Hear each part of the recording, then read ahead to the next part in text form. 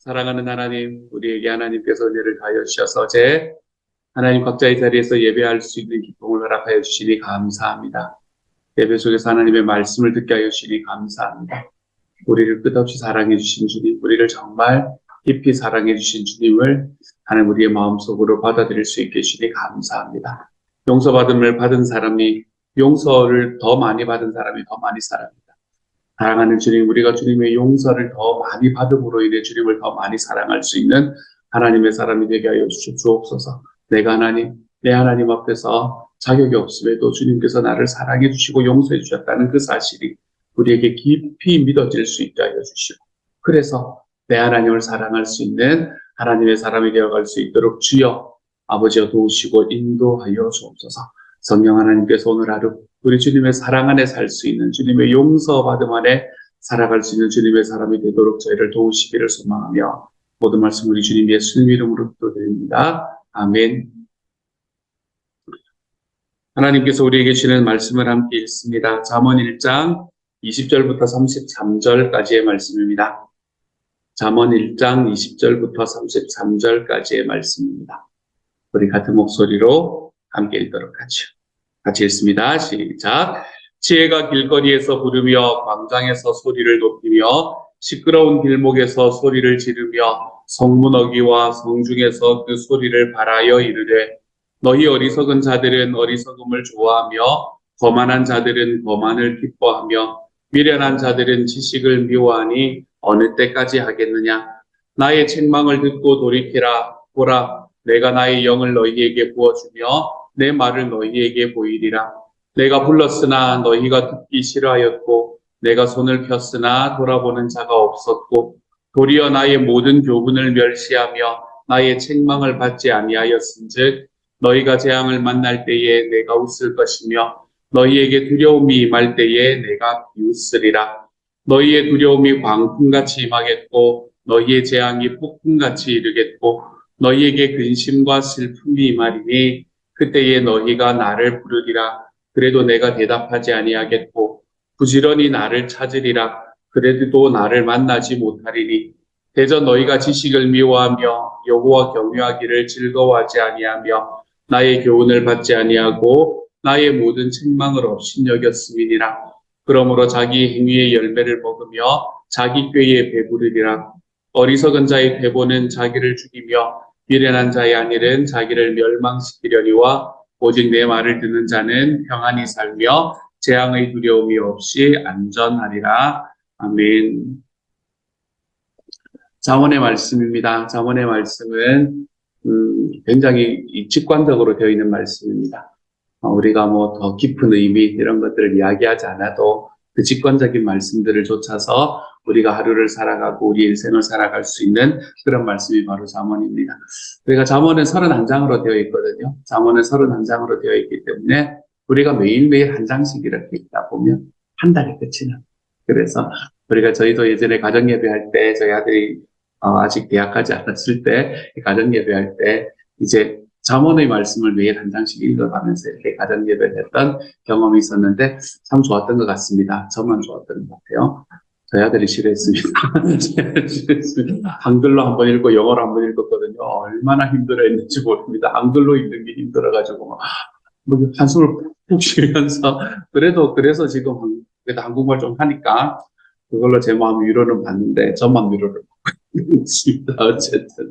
어쨌든 이렇게 잠언은 우리가 자녀들에게 이야기하기가 참 좋은 책의 잠언입니다.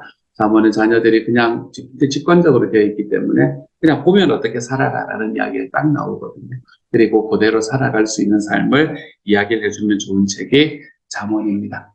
잠언의 말씀은 사실은 요거는 제 생각인데요. 잠언의 말씀은 사실은 잠언만 읽어가지고는 그 맛을 100% 다 못 경험할 것 같아요. 저는 잠언의 말씀은 뭐하고 함께 읽어야 된다라고 생각하나 하면 전도사하고 함께 읽어야 된다라고 생각을 하는 게 제가 가지고 있는 생각입니다. 제가 그래도 구약 성경을 한 20년 공부했잖아요. 그렇죠? 그래서 제가 이제 돈 주고 배웠던 걸 좀 여러분에게 말씀을 드리면 물론 제 돈을 주게 되어 있지만 학교에서 돈을 받고 배웠던 거 이런 것들 좀 말씀을 드리면 이 구약 성경 안에 크게는 네 가지로 이제 구약 성경을 나눌 수 있거든요. 그 구약 성경의 첫 번째 부분은 이제 모세오경이라 그래서 우리가 다른 어떤 성경보다도 가장 중요한 성경으로 이야기가 되는 그 성경에 있는 첫 번째 5권, 그것을 우리가 오경, 율법서다 또는 오경이다라고 이야기를 하고요. 네, 그거 원어를 그대로 이야기를 하자면 토라다라고 이야기를 하는 부분이 있고, 그 다음에 나오는 게 역사서입니다. 역사서는 주로 어떤 역사서가 있나 하면 이제 개인의 역사와 함께 민족의 역사서가 함께 들어와 있죠. 그래서 여호수아부터 시작을 해서 에스더까지 이어지는 12권의 책이 전부 다 역사서가 됩니다. 그 역사서가 지나고 나면 이제 5권의 좀 독특한 이런 춤프가 나와요. 요 단락이 나오는데 요 5권의 좀 독특한 단락은 우리가 보통은 시가서라고 이야기하는 부분입니다. 그 시가서라고 이야기하는 부분은 뭐가 있나 하면 시편, 욥기, 시편, 잠언, 전도사가 이렇게 5권이 있거든요. 잠언은 이제 여기에 들어오는 겁니다. 근데 욥기, 시편, 잠언, 전도사가라는 게 시가서라고 이야기하기는 조금 무리가 있어요. 왜냐하면 이제 여기 전반적으로 시문의 형태로 쓰여진 부분이 많기는 하거든요. 그러니까 시가서가 맞기는 한데 진짜 시는 아닌 경우들이 있습니다. 잠언 같은 경우는 시가서처럼 쓰여서는 있는데 진짜 시는 아니에요. 그렇기 때문에 우리가 잠언 같은, 그리고 또 전도서 같은, 그리고 욥기도 사실은 그걸 가지고 있거든요. 이제 그런 특징을 가지고 있거든요. 그러니까 이런 것들을 우리가 요 3권 정도를 함께 묶어서 뭐라고 이야기를 하냐면 지혜서다라고 이야기를 합니다. 그래서 저는 이제 생명을 살면서 제가 이 성경에 대해서 가르칠 때는 뭐라고 이야기하냐면 시가서가 아니라 시가 지혜서라고 부르는 게 맞다라고 이야기를 하면서 제가 이제 성경의 구성을 가르치고 하기도 하죠. 어쨌든 이 지혜서라고 이야기를 하는 건 뭔가 하면 특별히 욥기 그리고 잠언, 아가 이렇게 3권의 책은 아가래요. 잠언, 전도서 이렇게 3권의 책은 그 안에 지혜에 관한 이야기가 차 있다라는 것 때문에 이 부분을 지혜서라고 부르는 것이 오히려 더 맞는 것 같아요. 오늘의 말씀을 봐도 그렇죠. 지혜라는 것이 이야기가 되잖아요. 지혜가 불렀다. 이제 이런 이야기부터 시작이 되지 않습니까? 그렇죠. 1장부터 9장까지의 말씀에서 여러분이 이런 이야기들 좀 자주 보게 될 겁니다. 지혜가 직접 등장을 하는, 등판을 하는 이야기들 여러분이 자주 보게 될 거예요. 그래서 우리가 그런 것들을 지혜에 의인화다. 이렇게 이제 이야기를 하면서 하는 거는 여러분 돈 주고 배우는 게 그러면 되는 거고요. 지금까지는 모르셔도 되고, 어쨌든 지혜가 사람처럼 이제 부르고 있는 그런 느낌들을 우리가 조금씩 보게 될 겁니다. 근데 이제 같은 지혜를 이야기를 하는데도, 잠언에서 이야기하는 지혜하고 전도서에서 이야기하는 지혜가 조금씩 달라요. 그게 조금 다릅니다. 말씀의 삶을 하신 분들이 이런 걸 기억을 하시면 안 되는데, 구약의 삶을 하신 분들이 이런 걸 기억을 하시면 제가 다음번에 할 말이 없어요. 때문에 이런 거 듣고 좀 잊어버리셔야 되는 건데, 혹시 기억하시는 분이 계시면 빨리 있도록 기도하십시오, 여러분. 그래야 제가 또 다음에 또 할 수 있는 말이 생기거든요. 어쨌든 이제 이 잠언의 지혜하고 이 전도서의 지혜하고는 조금 다릅니다. 잠언의 지혜는 뭐라고 이야기를 하는 건가 하면, 우리가 지혜라는 것을 이 2가지의 지혜의 근원은 똑같거든요. 지혜의 근원은 하나님을 경외하는 것이고 또 하나님을 기뻐하는 것이다라는 게 지혜의 근원이다라는 것에 대해서는 2개가 이 여지가 없습니다. 이 2가지가 똑같은 이야기를 해요. 사실 이거는 욥기 28장에 나오는 이 지혜장에서도 거의 똑같이 이야기를 하거든요. 근데 이제 문제는 뭔가 하면 이 2가지의 지혜의 차이점은, 잠언의 지혜는 우리가 구하면 얻을 수 있는 거다. 이렇게 이야기를 합니다. 그게 잠언이 말하는 지혜의 핵심이에요. 오늘의 말씀에서도 계속해서 그런 이야기를 하는 겁니다. 지혜가 사람들 앞에 나타나. 그리고 길거리에서 부르면서 이제 사람들에게 사람들이 살아야 할 길들을 알려줍니다.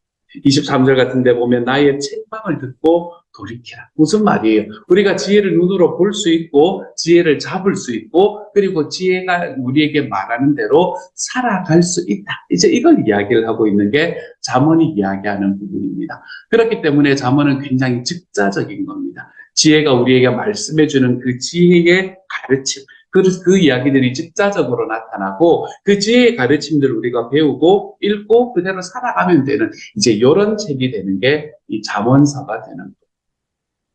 근데 이 잠언서가 지혜는 우리가 이 땅에서 찾을 수 있다라고 이야기를 하는 게 잠언서의 핵심이라면, 전도서는 우리에게 뭐라고 말하냐면 아무리 세상에서 찾아도 지혜를 찾을 수가 없다, 이렇게 이야기하는 게 전도서의 핵심입니다. 그래서 전도서는 아마도 우리가 뭐라고 이야기하냐면, 이 솔로몬이라는 사람이, 잠언도 솔로몬이 많은 부분을 솔로몬이 썼고, 이제 나중에 아굴의 잠언 이런 것도 만나기도 할 겁니다만은, 어쨌든 많은 부분을 솔로몬이 썼고, 그리고 이 전도서도 솔로몬이 썼다라고 우리가 보통 이야기를 하잖아요, 그렇죠? 그래서 우리가 뭐라고 말하냐면, 아마 잠언은 솔로몬이 좀 젊은 시기에 썼을 거고, 그리고 이 전도서는 솔로몬이 나이가 많이 좀 들어서 썼을 거다, 이렇게 이야기를 하는 것이 일반적이죠. 전체적인 그게 너무너무 다릅니다.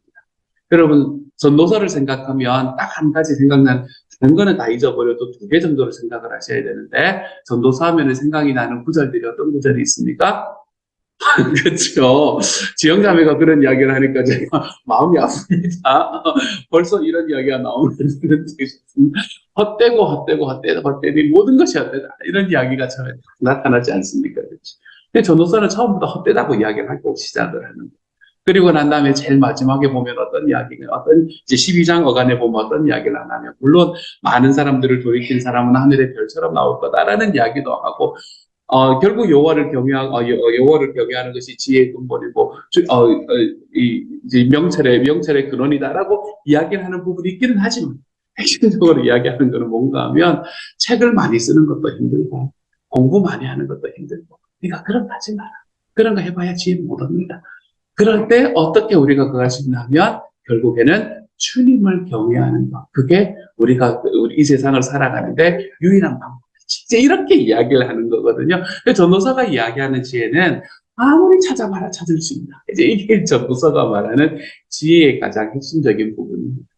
그래서 우리가 잠언을 이야기를 할 때는, 지혜는 우리가 막 그거 하면 우리에게 나타나 있고, 우리를 부르고 있고, 우리가 찾으면 찾을 수 있는 게 지혜다라고 이야기를 하는 것이라면, 이 전도서는 찾을 수 없다. 그렇기 때문에 주님만 바라봐야 된다 라고 이야기를 하는 게 전도서의 핵심이 되는 거죠. 그래서 저는 지혜라는 것에 관한 이야기를 우리가 함께 보려면 이 두 가지를 좀 같이 봐야 한다라고 생각하는 게 저의 마음입니다. 제가 이제 이 큐티가 어떻게 될지 모르겠지만, 전도서 큐티한 지가 얼마 안 되는 것 같아요. 이제 어쨌든 얼마 전에 했던 것 같아요, 제 느낌에. 그래서 어쨌든 큐티의 방향이 어떻게 갈지는 모르겠는데, 이 잠언은 전도서와 함께 보면 훨씬 더 풍성해지는 책이다라는 게 제가 가지고 있는 생각입니다. 그리고 그와 함께 여러분이 지혜에 관한 이야기를 함께 보려면 욥기 28장을 같이 보시면 좋습니다. 욥기 28장은 요거를 교묘하게 섞어놓은 지혜장이다라고 우리가 보통 이야기를 하거든요. 욥기의 지혜장이다라고 이야기를 하거든요. 그거 세 개를 함께 보면 이 세 권의 지혜 문서가 어떤 식으로 자기의 지혜를 표현하고 있는가라는 걸 우리가 좀 더 분명하게 바라볼 수 있는 시간이 될 겁니다. 혹시나 제가 해서 말씀을 드리는 건데, 혹시나 읽어보실 분, 물론 안 계실 가능성이 높지만 혹시나 읽어보실 분이 계시면 세번역으로 읽으셔야 됩니다. 특별히 이 부분을 세번역으로 읽고, 특별히 욥기는 세번역으로 읽으셔야 됩니다. 개혁 개정판에 보면 무슨 말인지 하나도 없습니다. 여러분, 세번역으로 읽어도 잘 안 오는 판인데, 여러분 혹시나 읽으실 분만, 안 읽으셔도 아무 상관이 없습니다. 그렇지만 그러실 분들은 세번역으로 읽어보시라라는 게 제가 가지고 있는, 제가 말씀드리고 싶은 이야기죠. 이제 그래서 이 욥기래요. 뭐예요? 잠언의 말씀은 자녀들하고 읽기가 참 좋습니다. 왜냐하면 젊은 시기에 있는 자녀들이 읽으면 참 좋을 만한 그런 그거거든요. 여러분의 자녀들에게, 누구야, 제 아들 은성인데, 은사가 이리 와봐라. 네가 공부 열심히 하는가, 뭐 술 먹고, 뭐 이러면서 여러분 이야기하고 싶으십니까? 이런 이야기는 아직 멀었잖아요, 아이들이. 그 아이들이 이제 우리 나이쯤 되고, 우리보다 나이가 좀 더 많아지고, 그래서, 야, 내가 살아보니 인생 뭐 큰 거 없더라. 이런 이야기를 할 때 이제 그때 하는 게 전도서의 말씀이지. 그래서 잠언의 말씀은 우리 자녀들하고 읽기가 참 좋은 말씀입니다. 자녀들이 자기가 살아가는 삶 속에서 자기가 지혜롭게 살아가야 되겠다라는 마음도 가지게 만들고, 그리고 하나님 앞에 어떻게 살면 되겠다라는 것이 굉장히 직관적으로 나타나는 책이기 때문에 자녀들하고 한 장씩 하루에 같이 읽으면 딱 한 달이면 끝나는 1년에 한 번쯤은 같이 읽어볼 만한 책이 아닌가라고 생각이 드는 게 이 잠언의 말씀입니다. 잠언에서는 이 지혜가 나타나는 부분이 살짝 좀 힘들기는 해요. 다른 부분보다는 조금 덜 즉자적이기는 합니다. 하지만 그래도 그게 어렵지 않습니다. 오늘의 말씀을 바라보아도 일단 20절에서 지혜가 길거리에서 부르며 광장에서 소리를 높이죠. 제가 말씀드렸던 부분을 생각을 하시면 지혜가 이 땅에 있는 겁니다. 그렇죠? 지혜는 이 땅에 있는 거예요. 우리와 같이 있는 거예요. 우리가 노력하면 만날 수 있는 거고 우리가 노력하면 그걸 잡을 수 있는 게 지혜다라고 이야기를 하는 겁니다. 그리고는 시끄러운 길목에서 소리를 지르고 성문 어귀와 성중에서 그 소리를 바란다. 이렇게 이야기하죠. 그렇죠? 그러니까 지혜가 도용하지도 않다는 거예요. 우리가 열심히 찾을 수 있는 것도 아니라는 겁니다. 그냥 대충 보면 보인다는 거예요. 그게 지혜다라는 이야기를 하고 있는 거죠. 그러면서 뭐라고 이야기하나 하면 너희 어리석은 자들은 어리석음을 좋아하며 거만한 자들은 거만을 기뻐하며 미련한 자들은 지식을 미워하니 어느 때까지 하겠느냐. 뭐 여러 가지 이야기를 했었지만 핵심은 왜 나를 찾지 않느냐 이런 말이죠. 그렇죠? 왜 지혜롭게 살지 않고 어리석고 거만하고 미련하게 사느냐라는 이야기를 합니다.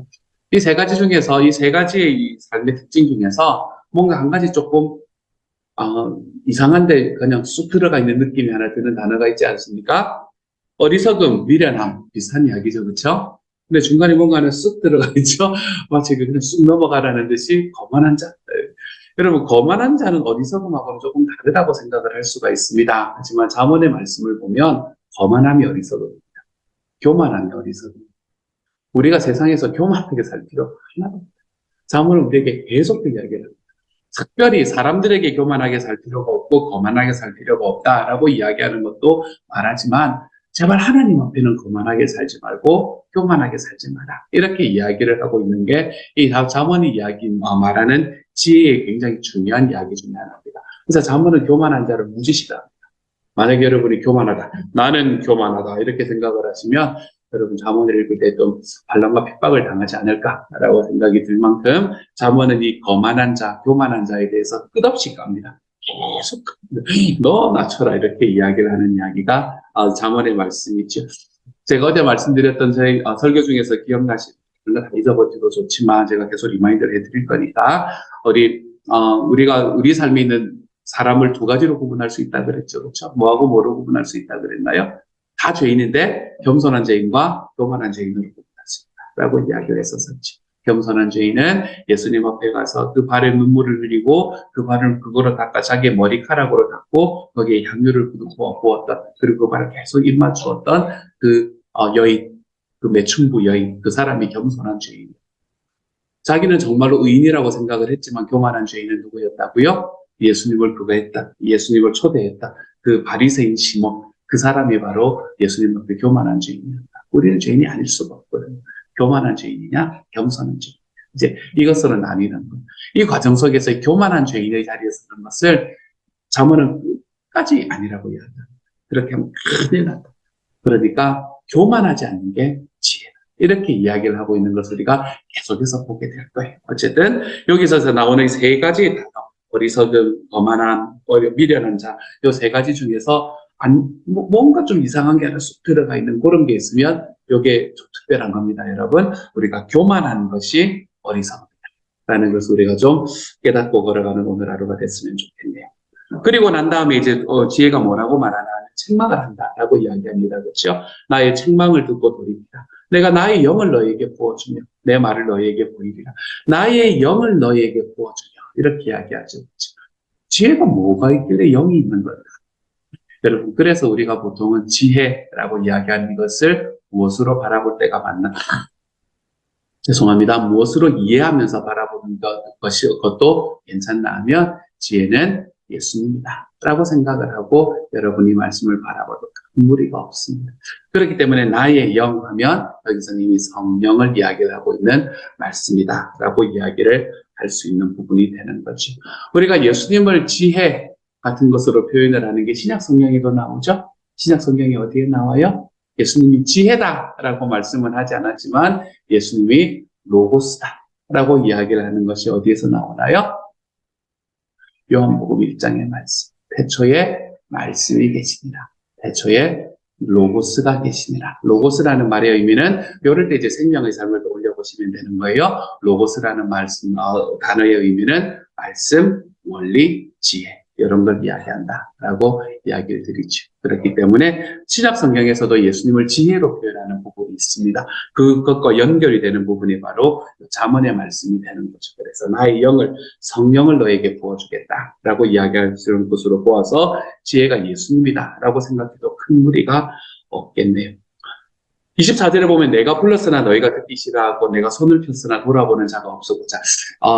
이제 다른 이야기를 하기 전에 이거 먼저 이야기를 하고 가죠. 오늘 이제 잠언의 첫 시작이니까 그냥 좀 이런 이야기들 좀 할게요. 잠언의 말씀이나 아니면 시편의 말씀이 이런 시문들을 바라보면 여러분이 어떤지 예언서의 말씀도 그런 경우가 많아요. 어떤 경우가 있냐면 소위 말해서 두 가지의 똑같은 의미들을 가진 문장을 같이 쓰고 있는 걸 여러분이 자주 보실 거예요. 그러니까 같은 의미인 것 같은데 말만 패러프레이즈해서 또 쓰는 것 같은 그런 느낌을 여러분이 보실 거예요. 우리가 그런 걸 대꾸법이라고 이야기를 하기도 하는데 어쨌든 그런 신학에서 배운 이야기고요. 어쨌든 이제 두 가지가 비슷한 걸 같이 쓰고 있는 경우가 있습니다. 근데 사실은 똑같지는 않아요. 이 두 개의 의미가 조금은 다르고 그 다른 의미를 찾아내는 거 이제 그런 게 재미이기는 한데 이제 그런 게 오늘 아까 보았던 그런 24절 같은 데 나오는 말씀인 거예요. 내가 불렀으나 너희가 듣기 싫어하였고 내가 손을 폈으나 돌아보는 자가 없었고 비슷한 이야기가 이렇게 두 개가 대꾸처럼 이렇게 딱 나타나는 게 보이시죠? 그렇죠? 이런 식으로 되는 경우를 여러분이 자주 볼 겁니다. 그러니까 이런 것들을 볼 때는 두 가지의 뜻이 비슷한 의미구나. 그러므로 그 두 가지를 같이 비교하면서 이게 어떤 의미를 가지고 있는가라는 걸 여러분이 바라보실 수 있는 그런 방법이다. 대꾸법은 그런 방법이다라고 생각을 하시면 되겠네요. 하여간 내가 불렀으나 너희가 싫어하였고 내가 손을 폈으나 돌아보는 자가 없었다. 이게 누구의 특징인가 하면 거만한 사람의 특징입니다. 교만한 사람은 뭐 하는 사람인가 하면 다른 사람의 말 안 듣는 사람이 교만한 사람. 내 뜻대로 돼요. 내가 원하는 나의 내가 생각하는 나의 생각, 나의 철학 이대로 안 되면 견딜 수 없는 사람이 교만한 사람이죠. 어떻게 하든 이대로 이루어내어야만 하는 사람. 우리가 요즘에 세상의 그걸로 보면 추진력이 있는 사람이다. 이렇게 이야기할 수는 있을까요? 하지만 추진력이 있는 사람과 교만한 사람은 좀 다르다. 내 주변에 있는 사람들이 다 의문을 제기해도 내 뜻대로 되어야만 해. 내 생각이 맞는 이런 사람들이 교만한 사람이 되는 거죠. 그런 사람의 특징은 말 안 듣습니다. 다른 사람 이야기 절대로 안 듣습니다. 마음에 딱 결정하면 해야 됩니다. 그대로 해야 됩니다. 바뀌는 거요? 있을 수가 없죠. 하나님 앞에도 마찬가지입니다. 교만한 사람은 하나님의 이야기도 듣지 않습니다. 그래서 이사야서 59장 1절과 2절의 말씀을 보면 우리가 하나님께서 우리에게서 우리의 이야기를 듣지 못하시는데 그 이유는 하나님의 손이 짧아서도 아니고 하나님의 능력이 약해서도 아니고 우리와 하나님 앞에 죄가 있어서 하나님께서 우리를 듣지 못하실 뿐이다라고 이야기하거든요. 우리가 하나님 앞에 있는 죄라는 것은 내가 하나님의 자리에 서는 것. 그게 우리가 하나님 앞에 죄다라고 이야기를 했죠. 내가 하나님 앞에 하나님의 자리에 서는 게 죄. 내가 하나님의 자리에 턱 서 있잖아요. 그러면 우리 주변 사람 이야기 안 듣습니다. 여러분.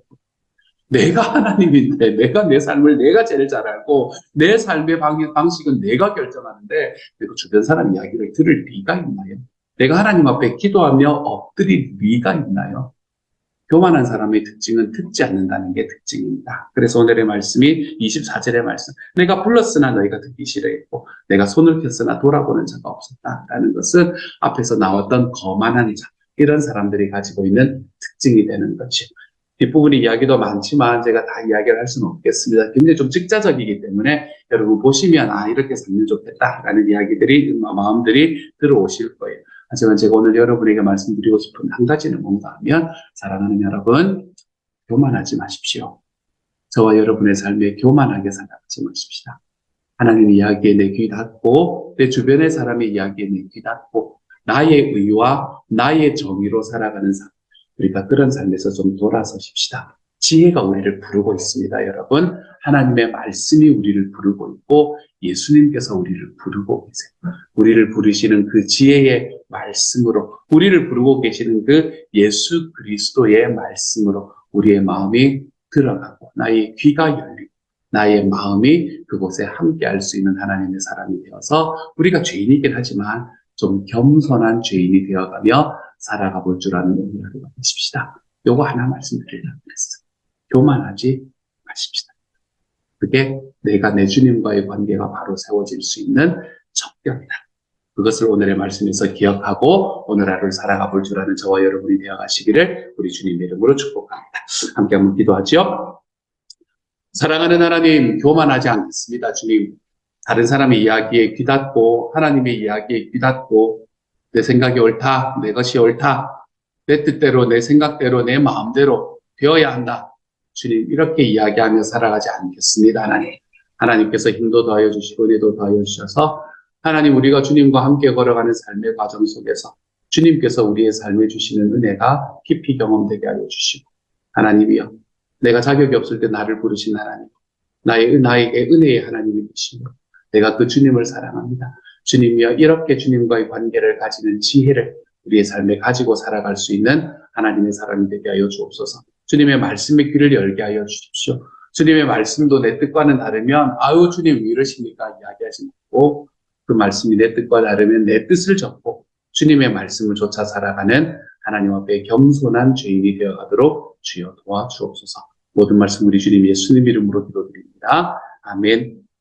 하늘에 계신 우리 아버지, 아버지의 이름을 거룩하게 하시며 아버지의 나라가 오게 하시며 아버지의 뜻이 하늘에서와 같이 땅에서도 이루어지게 하소서. 오늘 우리에게 일용할 양식을 주시고 우리가 우리에게 잘못한 사람을 용서하여 준 것 같이 우리 죄를 용서하여 주시고 우리를 시험에 빠지지 않게 하시고 악에서 구하소서. 나라와 권능과 영광이 영원히 아버지의 것입니다. 아멘.